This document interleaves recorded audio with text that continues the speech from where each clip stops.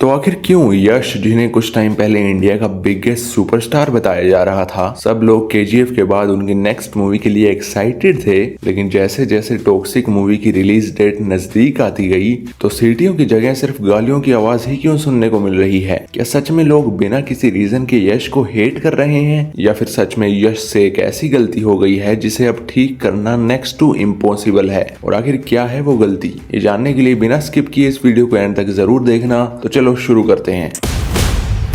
तो किसी भी मूवी के लिए सबसे ज्यादा इंपॉर्टेंट क्या होता है? कुछ लोग बोलेंगे कि मूवी की स्टोरी, डायरेक्टर, बजट या फिर मूवी में कास्ट हुए एक्टर्स, लेकिन इन सब के परफेक्ट होने के बाद भी किसी मूवी के लिए सबसे ज्यादा इंपॉर्टेंट होती है मूवी की मार्केटिंग। इंडियन सिनेमा से लेकर हॉलीवुड तक हर जगह अगर आपकी मूवी की मार्केटिंग अच्छी है तो नो मैटर इवन इफ आपकी स्टोरी भी उतनी अच्छी ना हो, पर रेस के असली विनर आप ही बनोगे। लेकिन टॉक्सिक के केस में इसकी सबसे बड़ी प्रॉब्लम ही इसकी मार्केटिंग बन गई। और ऐसा क्यों हुआ ये मैं तुम्हें आगे एक्सप्लेन करता हूँ। तो आई एम श्योर कि टॉक्सिक की मार्केटिंग टीम ने इसी तरह से इस मूवी के मार्केटिंग मटेरियल्स को ऑर्डर में रखा होगा कि पहले वो फर्स्ट लुक आएगा जिसमें इन्होंने राया का इंट्रोडक्शन दिया था, डैडीज होम,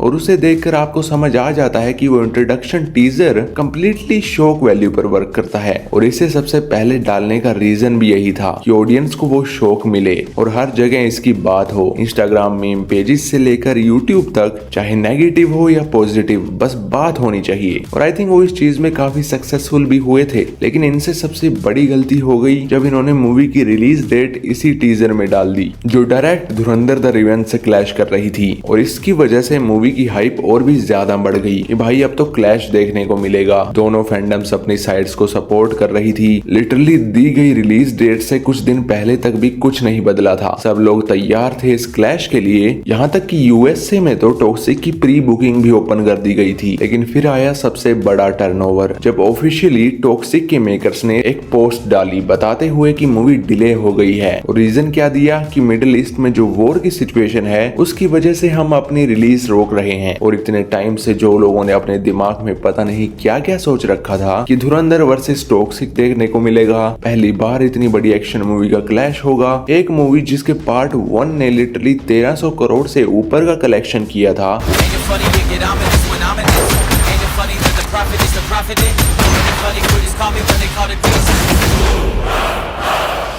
और अब एक बार फिर वो एक नए भोकाल के साथ वापस आ रही थी।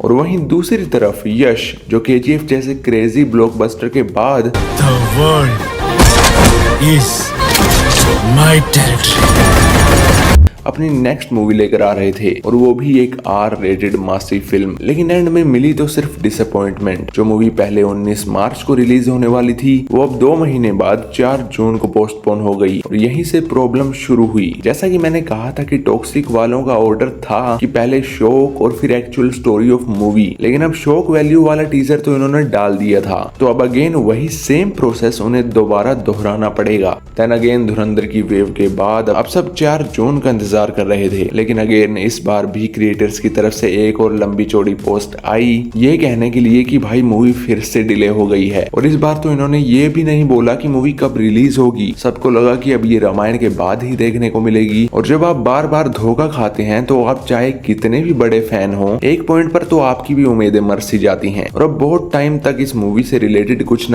आने की वजह से कुछ सेम चीज हुई। और अब उस फर्स्ट इंट्रोडक्शन टीजर को भी बहुत टाइम हो गया था। और जैसा कि मैंने कहा था कि इनकी ये शॉक वैल्यू वाली मार्केटिंग इन पर भारी पड़ेगी। और ऐसा ही हुआ जब इन्होंने लेडीज एंड लेडीज वाला टीजर डाला, जो सोशल मीडिया पर जमकर ट्रोल हुआ। क्योंकि जब आप एक बार उस चीज को देखते हो तो आपको लगता है कि अच्छा है, लेकिन अगर आपको ऐसा लगने लगे ये तो पूरी मूवी ही बस इस जोक के अराउंड है, तो आपको डिसअपॉइंटमेंट तो होगी ही। लेकिन इसी टीजर से अब हमें अगली रिलीज डेट मिल गई, जो फाइनल डेट है 26 अगस्त 2026। और पता है सच में मुझे ये चीज स्टूपिड लगती है कि पहले तो 5-6 महीने तक बस वो कोकी और स्टूपिड हॉर्नी चीजें ही दिखा रहे हो।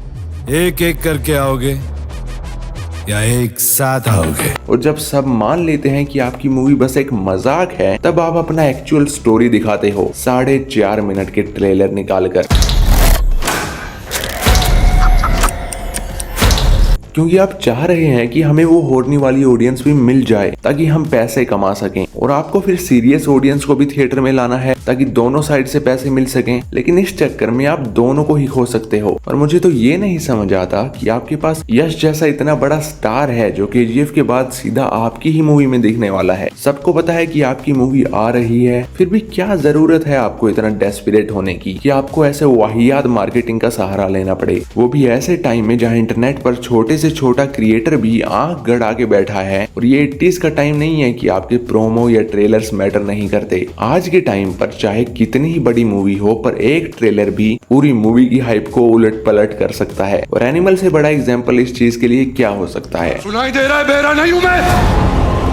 और कंटेंट क्रिएटर्स के केस में तो सबको ही पता है कि सबसे ज्यादा बिकती है तो सिर्फ नेगेटिविटी। जो उस मूवी के फैन नहीं है वो भी आपका कंटेंट देखेंगे ताकि उन्हें सेटिस्फेक्शन मिल सके, और जो उस मूवी के फैन हैं वो भी आपका कंटेंट देखेंगे क्योंकि वो आपको गाली बकना चाहते हैं। तो कंटेंट क्रिएटर्स का तो दोनों तरफ से ही फायदा है। और मैं यहाँ सभी क्रिएटर्स को नहीं बोल रहा, बट जिनकी बात हो रही है उनका नाम लेने की जरूरत नहीं, ऑडियंस ऑलरेडी इतनी समझदार है। तो हाँ, अपने ट्रेलर्स को अंडर एस्टिमेट करना सबसे बुरा आइडिया हो सकता है किसी भी मूवी के लिए। और कहीं ना कहीं यही सेम चीज हुई रामायण के साथ, जहाँ उन्होंने अपने ट्रेलर्स को सही से एडिट नहीं किया। मतलब नमित मल्होत्रा ने 4000 करोड़ तो लगा दिए मूवी पर, लेकिन फिर भी एक अच्छा एडिटर नहीं ढूंढ पाए। क्या जरूरत है आपको ऐसे शॉर्ट्स डालने की जो आपको पता है कि अभी आधे भी नहीं बने हैं? क्या ही बोलूं भाई, ऑलरेडी इंटरनेट पर इस पर वीडियो भरी पड़ी है। और आई थिंक टॉक्सिक के मामले में भी मार्केटिंग और रॉन्ग टाइमिंग ही सबसे भारी नुकसान साबित हुआ है। मैं मानता हूँ कि ट्रेलर काफी अच्छा एडिट किया गया था, बट अब क्या मतलब, जब इतने महीनों से ऑडियंस फर्स्ट टाइम आपका प्रोडक्ट देखना चाह रही थी तब तो आप ये सब दिखा रहे थे, और जब कुछ दिन ही बचे हैं मूवी की रिलीज को तो आपको मूवी की डेप्थ और कैरेक्टर्स की लेयर्स दिखानी है। लाइक मैं खुद ट्रेलर से पहले एक अलग ही मूवी अपने दिमाग में लेकर बैठा था, और ट्रेलर के बाद अब मुझे खुद नहीं पता कि कल मैं थिएटर में क्या देखने वाला हूँ। बाकी स्टिल अभी असली फैसला तो मूवी देखने के बाद ही दिया जाएगा। तुम्हें क्या लगता है कि क्या यश इस बार फिर केजीएफ की तरह एक और ब्लॉकबस्टर दे पाएंगे, या फिर ये उनके लिए एक बड़ा रिस्क बन जाएगी? कमेंट्स में लिखकर जरूर बताना, और जाते जाते वीडियो को लाइक कर दो।